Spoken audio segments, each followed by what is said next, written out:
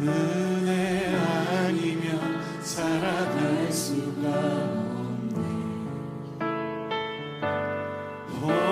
복음마저도 다 주의 것이니. 할렐루야. 하나님은 살아 계십니다. 우리가 한시도 잊지 말아야 할 것은 하나님은 살아 계시고, 살아계신 하나님께서 내가 연약하고 부족해도 나를 사랑하신다. 그러므로 우리는 삶의 스타일로 나의 믿음을 하나님과 가까이 있는 성도들에게, 가족들에게 보여줄 수 있어야 합니다. 어떻게 하면 된다고요? 삶의 스타일을 한번 같이 해봅시다. 밝고 맑고 행복하게 산다. 감사하며 산다. 긍정적으로 산다. 웃으며 산다. 한번 웃어줍시다. 사랑하고 축복합니다. 예수님께서 어느 날 어느 명절에 예루살렘에 올라가셨어요. 요한복음 5장의 오늘 본문에 2절은 이렇게 시작합니다.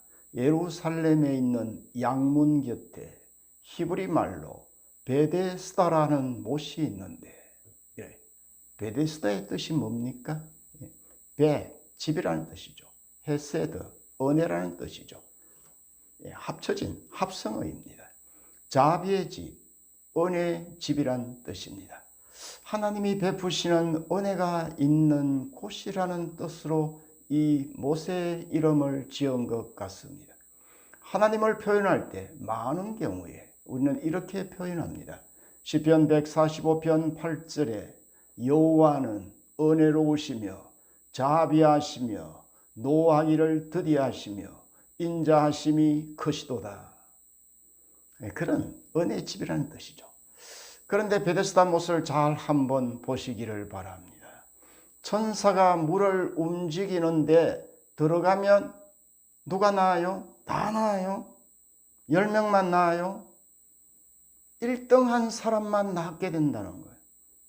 그럼 이게 어디 하나님의 집, 은혜의 집, 자비의 집입니까? 자비의 집이 아닙니다.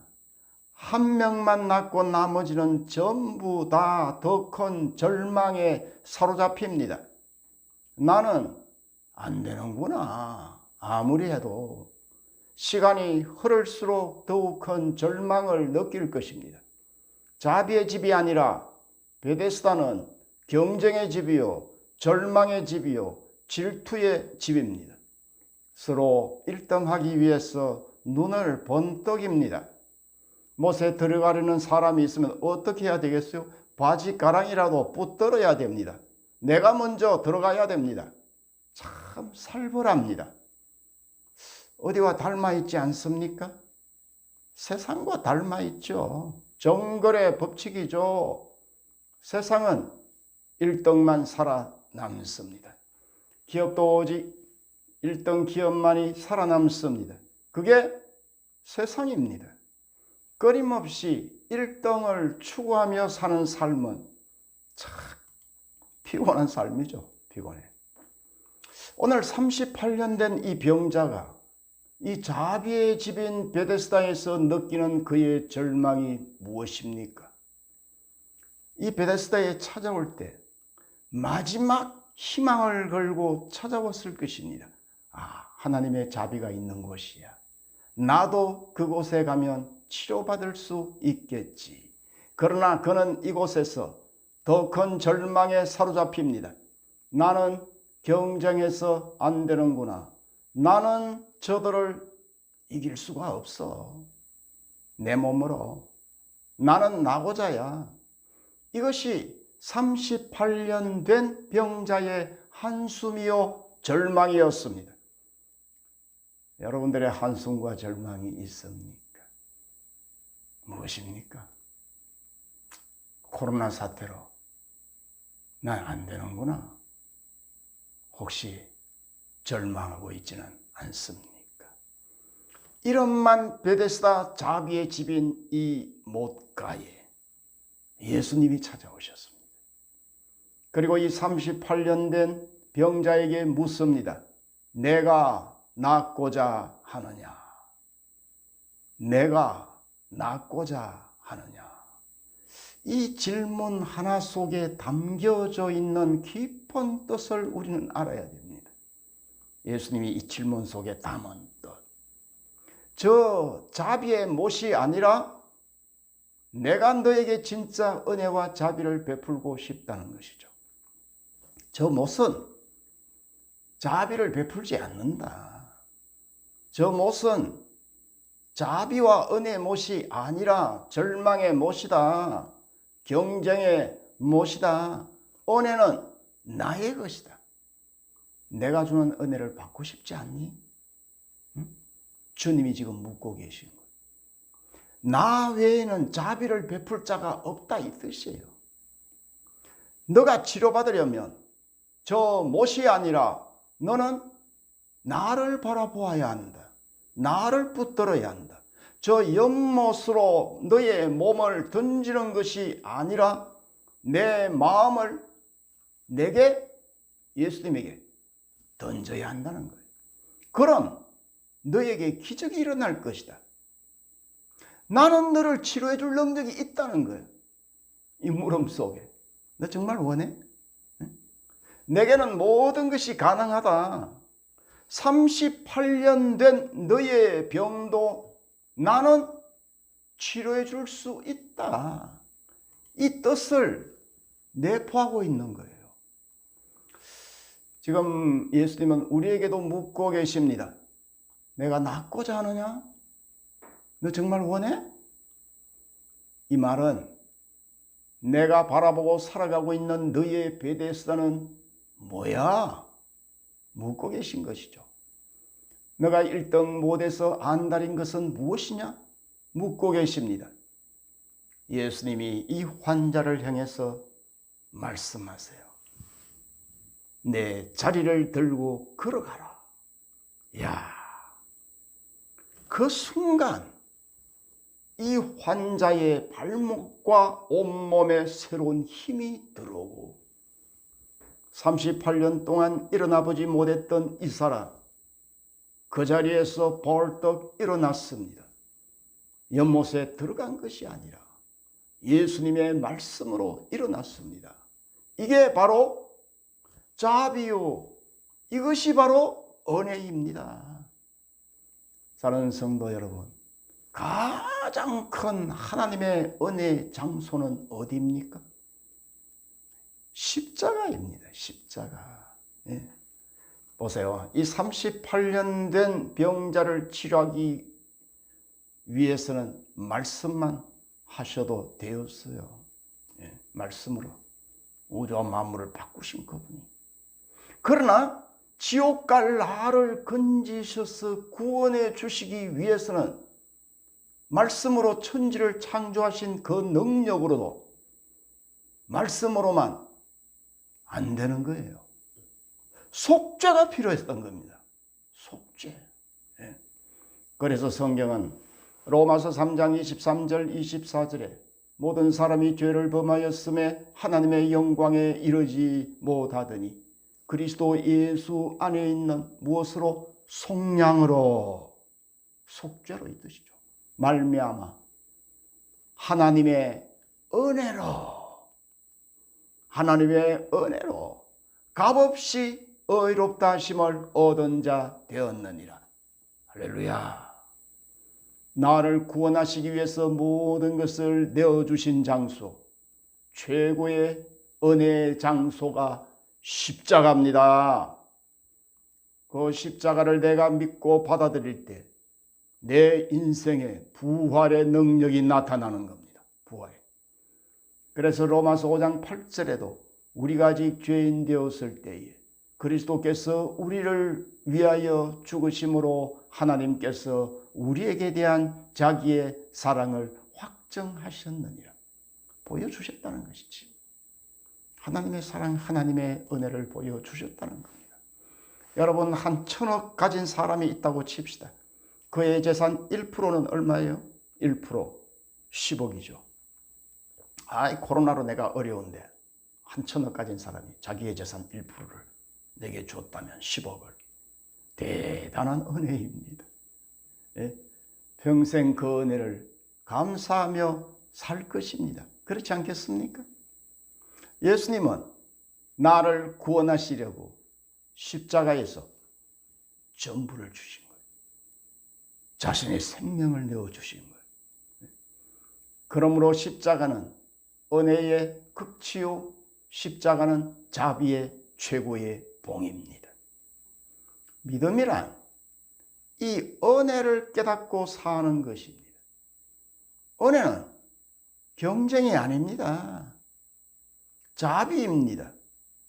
예수님이 오시기 전까지는 은혜라는 것이 이 베데스다에 없었어요. 그것은 진정한 베데스다. 뜻이 뭐라고요? 은혜의 집, 자비의 집, 진정한 베데스다가 아니었습니다. 무늬만 베데스다인 거예요. 무늬만. 오로지 경쟁과 질투, 미움만이 가득한 곳이었습니다. 이 환자는 1등에서 나은 것이 아닙니다. 무엇으로 나왔어요? 진짜 예수님의 은혜로 나았습니다. 기억해야 돼요. 네. 우리는 하나님의 은혜로 사는 자들입니다. 기억하십시오. 이 신앙생활하면서 은혜를 놓치면 다 놓치는 거예요. 은혜를 기억하면 진짜 신앙의 맛을 알게 되는 거예요. 은혜 놓치면 다 놓치는 거예요. 은혜는 늘 일방적입니다. 여러분 가정이 지금 이 상황에서 은혜를 누려야 돼요. 기업이 은혜를 누려야 돼요. 자녀들의 학업에도 은혜가 있어야 돼요. 여러분의 인생살이 속에 은혜가 임해야 돼요. 여러분의 건강에도 하나님의 은혜가 임해야 되는 겁니다. 그럼 우리는 승리할 수 있습니다. 이 베데스다 못에, 무늬만 베데스다인 이곳에 주님이 일방적으로 찾아오신 것입니다. 그때 진짜 베데스다가 된 거예요. 예수님이 찾아오실 때. 수많은 환자들 가운데서 예수님이 그냥 찾아오신 것입니다. 하나님과 원수된 우리 곁으로 우리를 구원하시려고 예수님이 찾아오신 것입니다. 예수님은 십자가로 구원의 길을 활짝 여셨습니다. 믿기만 해라. 나의 호의를 받아들이기만 해라. 자주 말씀드렸죠. 하나님의 사랑이 무엇입니까? 사랑은 하나님이 나를 향해 손잡고 구원받으라고 나를 향해 손 내미는 것이요. 믿음은 그 내민 손을 내가 잡는 겁니다. 그러면 어떻게 하신다고요? 나는 주님의 손을 연약해서 또 놓을 수 있지만 예수님이 하나님이 내 손을 다시 확 잡아주시는 거예요. 네. 은혜를 주시는 거예요. 이게 은혜예요. 구원은 1등해서 가는 나라가 아닙니다. 여러분, 에베소 2장 8절에 너희가 그 은혜를 인하여 믿음으로 말미암아 구원을 얻었나니 이것이 너희에게서 난 것이 아니요 따라합시다. 하나님의 선물이다. 선물로 주시는 거예요. 은혜로 값없이 자격이 없는데도. 참 이렇게 영상으로 여러분을 뵈니 참 민망스럽기도 하고 죄송하기도 하고 안타깝기도 하고 언제 다시 이 코로나가 다 끝나고 다시 함께 모여 마음껏 찬양하고 말씀을 듣고 서로 깊은 사랑의 교제를 할 수 있는 그날이 언제일까? 그런 마음이 듭니다. 그런 속에서도 하나님의 은혜가 필요합니다. 2월 중순 중국에서 그 코로나의 와중에 열이 막 38도 이상으로 올라가는 거예요.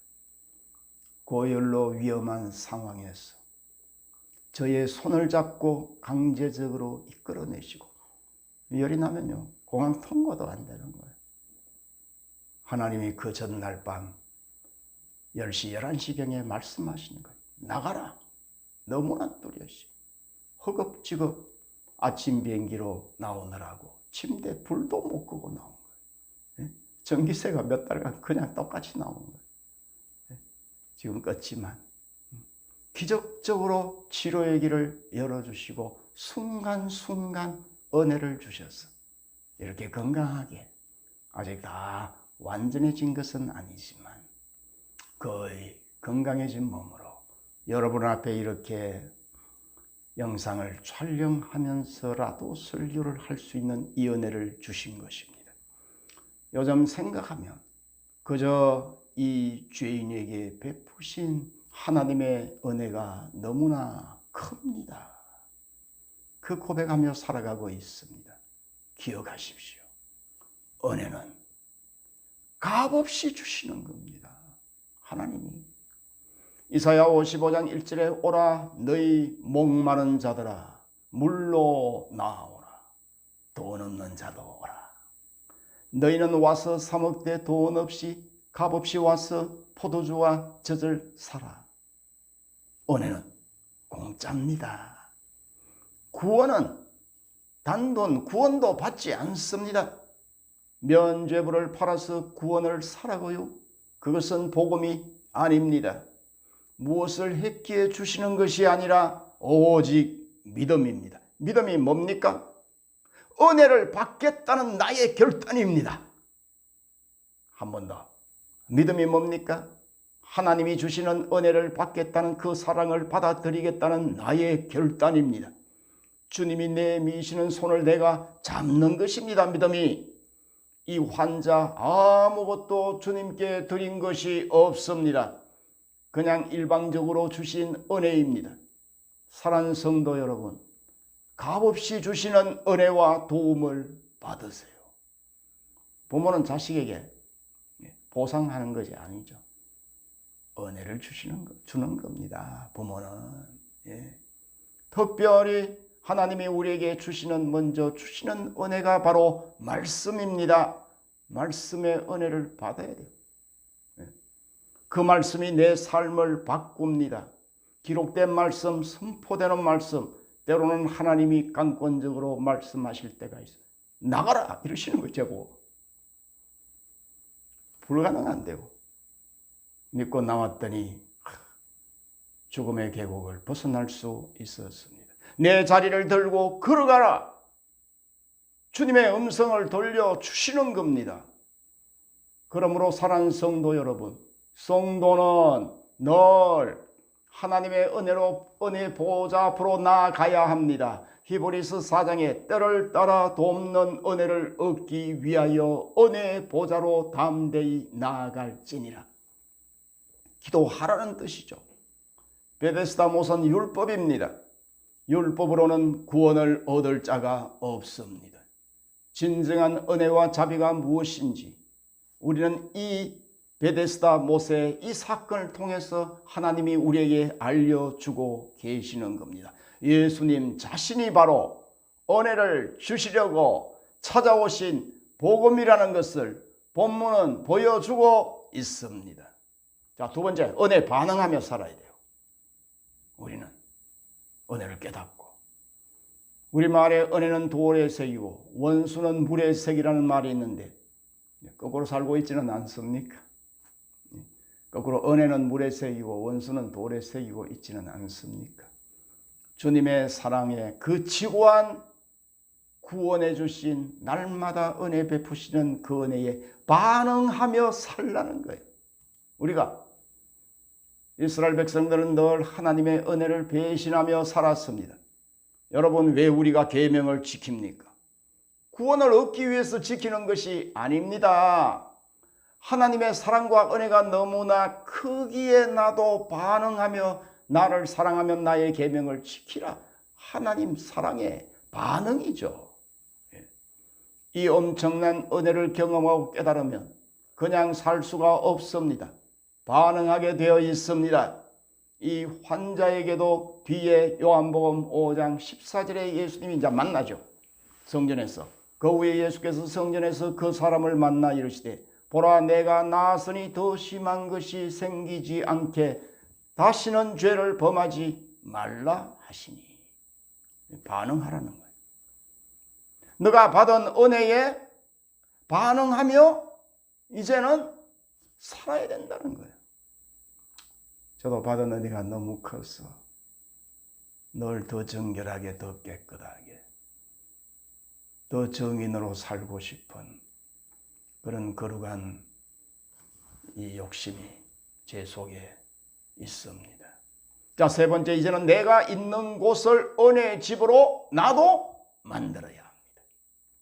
예, 중요한 것은 교회는 은혜의 집이어야 합니다. 누구나 찾아오면 은혜를 누려야 합니다. 누구나 구원받을 수 있습니다. 마음의 문을 열기만 하면, 믿음으로 받아들이기만 하면 1등하지 못해도 구원받을 수 있습니다. 함께 손잡고 가는 것이 은혜입니다. 가정도 은혜의 집이어야 돼요. 무늬만 베데스다이고 실제는 어때요? 여러분의 집은 설마 짜증의 집, 질투의 집, 폭력의 집은 아니겠죠? 2000년 전 베데스다는 진정한 자비와 은혜를 거기서 볼 수 없었던 무늬만 베데스다였지만 이제 우리 교회와 우리의 가정은 바르게 회복된 베데스다 자비와 은혜의 장소가 되어야 합니다. 내가 주님이 주시는 은혜를 누리면서 나도 주님을 닮아 은혜의 사람이 되겠다고 하면 하나님이 우리를 복의 근원으로 삼아 주십니다. 복의 근원이란 언제나 나는 하나님의 은혜로 풍성한 삶을 누리고 내가 가진 구원의 기쁨, 평안, 위로, 행복, 형통, 물질, 살롱, 나도 이런 것들을 값없이 다른 사람과 유통시키는 자를 말합니다. 은혜를 누리십시오. 은혜를 깨닫고 은혜에 반응하며 내가 있는 곳을 진짜 베데스다 은혜의 집으로 만들 수 있기를 바랍니다. 이 6월 한 달도 하나님이 주시는 은혜로 승리하며 살 수 있기를 주님의 이름으로 축원합니다. 승리합시다. 할렐루야.